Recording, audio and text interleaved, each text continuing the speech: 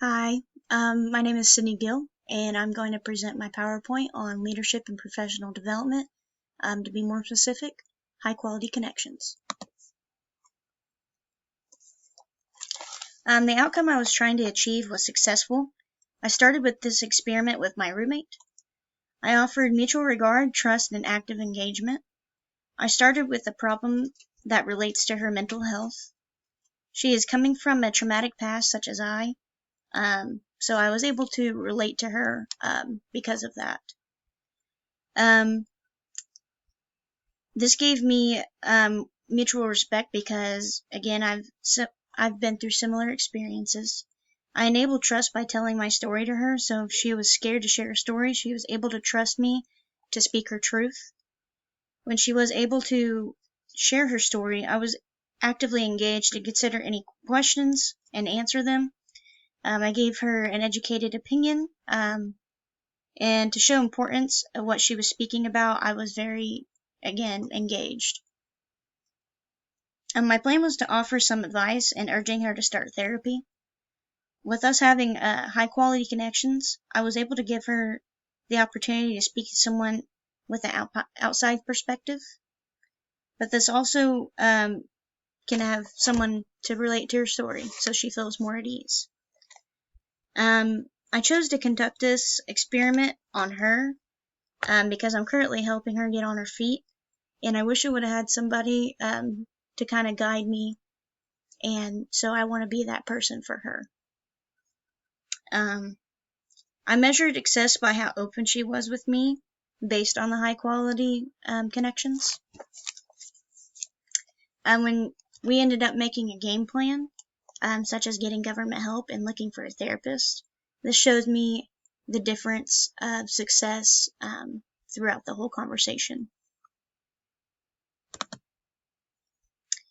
I approached the scenario by addressing her ill mood. She was in a bad mood, so I asked her what was wrong. I had appropriate body language. I was being convenient and eliminating any variables that didn't relate to discussion. After the small successes throughout our conversation, she was more at ease with her expressing her mental health and why it was that way. The more open she was with me, the more success we achieved with the game plan.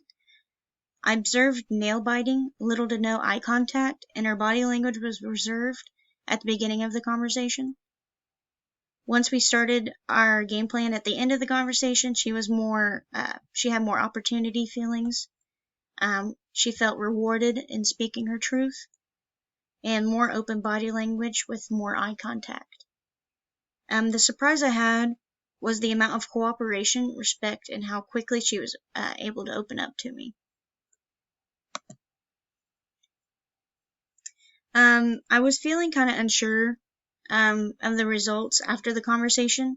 I was worried about hitting a certain nerve, which would make her shut down, and that's the opposite of what I wanted her to do. Some insights that I learned about high quality connections is the interactions need to be every day, and to create a physical space when she was ready, or when she was not ready to speak on what the issue was, especially on certain topics. Some ideas were to start government help again and to set up a therapist appointment. And again, this will turn into implementing the high quality connections every day and in the future. And it's needed for positive results, so it has to be consistent. I can apply these to when I'm on the receiving end by instilling trust, respect, and being aware of my corrosive connections to correct them for my well-being. This approach would enhance my ability to be persistent and persevere to have a calm mind when facing corrosive connections. This would allow me to change corrosive connections to high-quality connections when getting perspective on the problem. Thank you, and have a nice day.